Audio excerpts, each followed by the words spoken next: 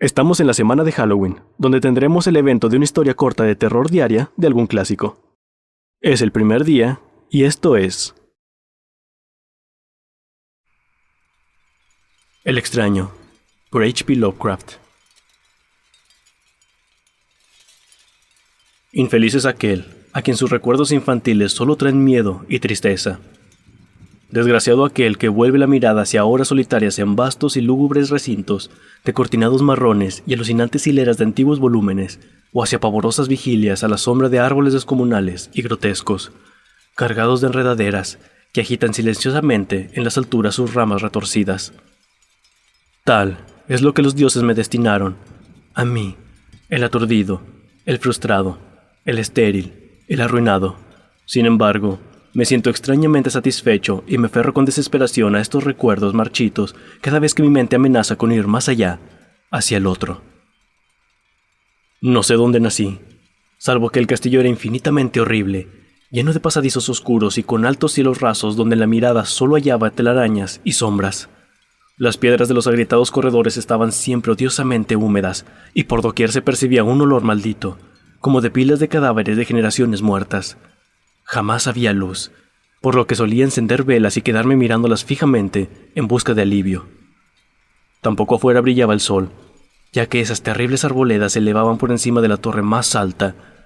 Una sola, una torre negra, sobrepasaba el ramaje y salía al cielo abierto y desconocido, pero estaba casi en ruinas y solo se podía ascender a ella por un escarpado muro poco menos que imposible de escalar. Debo haber vivido años en ese lugar, pero no puedo medir el tiempo. Seres vivos debieron haber atendido a mis necesidades. Sin embargo, no puedo rememorar a persona alguna, excepto yo mismo, ni ninguna cosa viviente salvo ratas, murciélagos y arañas, silenciosos, todos. Supongo que, quien quiera que me haya cuidado, debió haber sido asombrosamente viejo, puesto que mi primera representación mental de una persona viva fue la de algo semejante a mí, pero retorcido, marchito y deteriorado, como el castillo. Para mí no tenían nada de grotescos los huesos y los esqueletos esparcidos por las criptas de piedra cavadas en las profundidades de los cimientos. En mi fantasía asociaba estas cosas con los hechos cotidianos y los hallaba más reales que las figuras en colores de seres vivos que veía en muchos libros mohosos. En esos libros aprendí todo lo que sé. Maestro alguno me urgió o me guió, y no recuerdo haber escuchado en todos esos años voces humanas, ni siquiera la mía. Ya que, si bien había leído acerca de la palabra hablada, nunca se me ocurrió hablar en voz alta. Mi aspecto era asimismo una cuestión ajena a mi mente, ya que no había espejos en el castillo y me limitaba, por instinto, a verme como un semejante de las figuras juveniles que veía dibujadas o pintadas en los libros. Tenía conciencia de la juventud a causa de lo poco que recordaba. Afuera, tendido en el pútrido foso, bajo los árboles tenebrosos y mudos, solía pasarme horas enteras soñando lo que había leído en los libros. Añoraba verme entre gentes alegres, en el mundo soleado allende de la floresta interminable. Una vez traté de escapar del bosque, pero a medida que me alejaba del castillo las sombras se hacían más densas y el aire más impregnado de crecientes temores, de modo que eché a correr frenéticamente por el camino andado, no fuera a extraviarme en un laberinto de lúgubre silencio. Y así, a través de crepúsculos sin fin, soñaba y esperaba, aun cuando no supiera qué. Hasta que en mi negra soledad, el deseo de luz se hizo tan frenético que ya no pude permanecer inactivo y mis manos suplicantes se elevaron hacia esa única torre en ruinas que por encima de la arboleda se hundía en el cielo exterior e ignoto. Y por fin resolví escalar la torre, aunque me cayera, ya que mejor era vislumbrar un instante el cielo y perecer que vivir sin haber contemplado jamás el día. A la húmeda luz crepuscular, subí los vetuosos peldaños de piedra hasta llegar al nivel donde se interrumpían, y de allí en adelante, trepando por pequeñas entrantes donde apenas cabía un pie, seguí mi peligrosa ascensión. Horrendo y pavoroso era aquel cilindro rocoso, inerte y sin peldaños, negro, ruinoso y solitario, siniestro con su mudo aleteo de espantados murciélagos. Pero más horrenda aún era la lentitud de mi avance, ya que por más que trepara, las tinieblas que me envolvían no se disipaban, y un frío nuevo, como de moho venerable y embrujado, me invadió. Tiritando de frío me preguntaba por qué no llegaba la claridad, y, de haberme atrevido, habría mirado hacia abajo. Se me antojó que la noche había caído de pronto sobre mí, y en vano tanteé con la mano libre en busca del antepecho de alguna ventana por la cual espiar hacia afuera y arriba y calcular a qué altura me encontraba. De pronto, al cabo de una interminable y espantosa ascensión a ciegas por aquel precipicio cóncavo y desesperado, sentí que la cabeza tocaba algo sólido. Supe entonces que debía haber ganado la terraza o, cuando menos, alguna clase de piso. Alcé la mano libre y, en la oscuridad, palpé un obstáculo, descubriendo que era de piedra e inamovible. Luego vino un mortal rodeo a la torre, aferrándome de cualquier soporte que su viscosa pared pudiera ofrecer, hasta que finalmente mi mano, tanteando siempre, halló un punto donde la valla cedía y reanudé la marcha hacia arriba, empujando la losa o puerta con la cabeza, ya que utilizaba ambas manos en mi cauteloso avance. Arriba no apareció luz alguna y, a medida que mis manos iban más y más alto, supe que por el momento mi ascensión había terminado, ya que la puerta daba a una abertura que conducía a una superficie plana de piedra, de mayor circunferencia que la torre inferior, sin duda el piso de alguna elevada y espaciosa cámara de observación. Me deslicé sigilosamente por el recinto tratando que la pesada losa no volviera a su lugar, pero fracasé en mi intento. Mientras yacía exhausto sobre el piso de piedra, oí el alucinante eco de su caída, pero con todo tuve la esperanza de volver a levantarla cuando fuera necesario. Creyéndome ya a una altura prodigiosa, muy por encima de las odiadas ramas del bosque, me incorporé fatigosamente y tanteé la pared en busca de alguna ventana que me permitiera mirar por vez primera el cielo y esa luna y esas estrellas sobre las que había leído. Pero ambas manos me decepcionaron, ya que todo cuanto hallé fueron amplias estanterías de mármol cubiertas de aborrecibles cajas oblongadas de inquietante dimensión. Más reflexionaba y más me preguntaba qué extraños secretos podía albergar aquel alto recinto construido a tan inmensa distancia del castillo subyacente. De pronto mis manos tropezaron inesperadamente con el marco de una puerta, del cual colgaba una plancha de piedra de superficie rugosa a causa de las extrañas incisiones que la cubrían. La puerta estaba cerrada, pero haciendo un supremo esfuerzo superé todos los obstáculos y la abrí hacia adentro. Hecho esto, me invadió el éxtasis más puro jamás conocido, a través de una ornamentada verja de hierro, y en el extremo de una corta escalinata de piedra que ascendía desde la puerta recién descubierta, brillando plácidamente en todo su esplendor, estaba la luna llena, a la que nunca había visto antes, salvo en sueños y en vagas visiones que no me atreví a llamar recuerdos.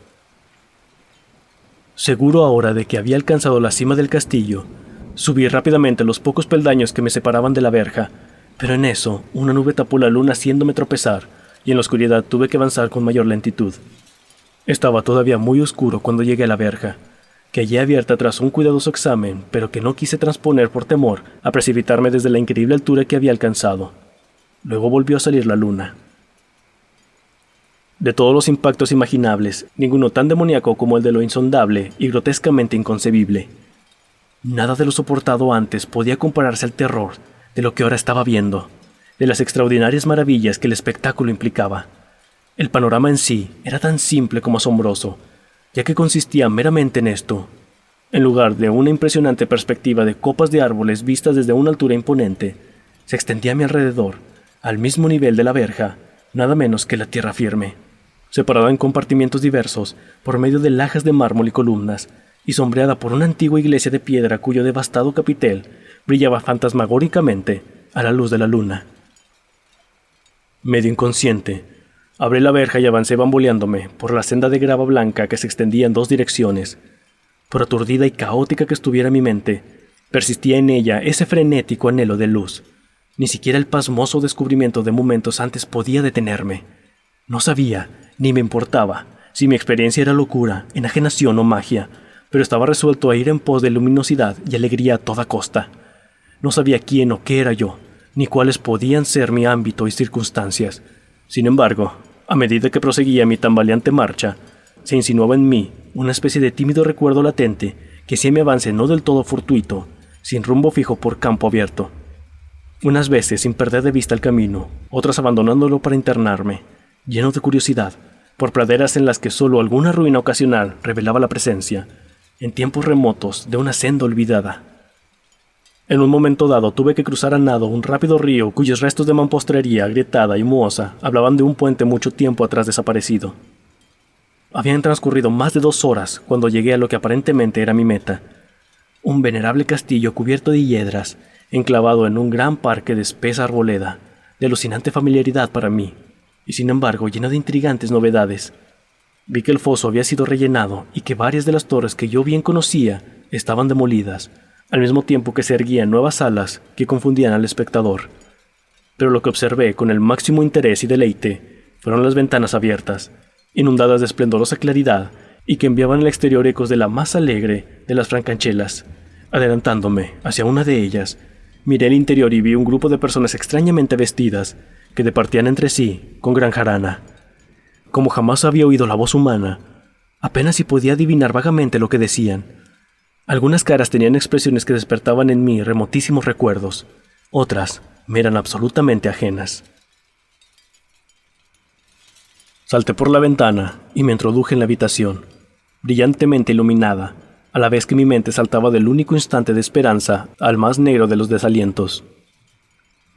La pesadilla no tardó en venir, ya que, no bien entré, se produjo una de las más aterradoras reacciones que hubiera podido concebir. No había terminado de cruzar el umbral cuando cundió entre todos los presentes un inesperado y súbito pavor, de horrible intensidad, que distorsionaba los rostros y arrancaba de todas las gargantas los chillidos más espantosos. El desbande fue general, y en medio del griterío y del pánico varios sufrieron desmayos, siendo arrastrados por los que huían enloquecidos. Muchos se taparon los ojos con las manos y corrían a ciegas llevándose todo por delante, derribando los muebles y dándose contra las paredes en su desesperado intento de ganar alguna de las numerosas puertas. Solo y aturdido en el brillante recinto, escuchando los ecos cada vez más apagados de aquellos espeluznantes gritos, comencé a temblar pensando que podía ser aquello que me acechaba sin que yo lo viera. A primera vista el lugar parecía vacío, pero cuando me dirigí a una de las alcobas creí detectar una presencia. Un amago de movimiento del otro lado del arco dorado que conducía a otra habitación, similar a la primera. A medida que me aproximaba a la arcada, comencé a percibir la presencia con más nitidez, y luego, con el primero y último sonido que jamás emití, un aullido horrendo que me repugnó casi tanto como su morbosa causa, contemplé en toda su horrible intensidad el inconcebible, indescriptible, inenarrable monstruo que, por obra de su mera aparición, había convertido una alegre reunión en una horda de delirantes fugitivos. No puedo siquiera decir aproximadamente a qué se parecía, pues era un compuesto de todo lo que es impuro, pavoroso, indeseado, anormal y detestable. Era una fantasmagórica sombra de podredumbre, decrepitud y desolación. La pútrida y viscosa imagen de lo dañino, la atroz desnudez de algo que la tierra misericordiosa debía ocultar por siempre jamás. Dios sabe que no era de este mundo, o al menos había dejado de serlo, y, sin embargo, con enorme horror de mi parte, pude ver en sus rasgos carcomidos, con huesos que se entreveían, una repulsiva y lejana reminiscencia de formas humanas, y en sus enmohecidas y destrozadas ropas, una indecible cualidad que me estremecía más aún. Estaba casi paralizado, pero no tanto como para no hacer un débil esfuerzo hacia la salvación. Un tropezón hacia atrás que no pudo romper el hechizo en que me tenía apresado el monstruo sin voz y sin nombre. Mis ojos, embrujados por aquellos asqueantes ojos vítreos que los miraba fijamente, se negaban a cerrarse, si bien el terrible objeto, tras el primer impacto, se veía ahora más confuso. Traté de levantar la mano y disipar la visión, pero estaba tan anonadado que el brazo no respondió por entero a mi voluntad. Sin embargo, el intento fue suficiente como para alterar mi equilibrio y, bamboleándome, di unos pasos hacia adelante para no caer. Al hacerlo adquirí de pronto la angustiosa noción de la proximidad de la cosa, cuya inmunda respiración tenía casi la impresión de oír.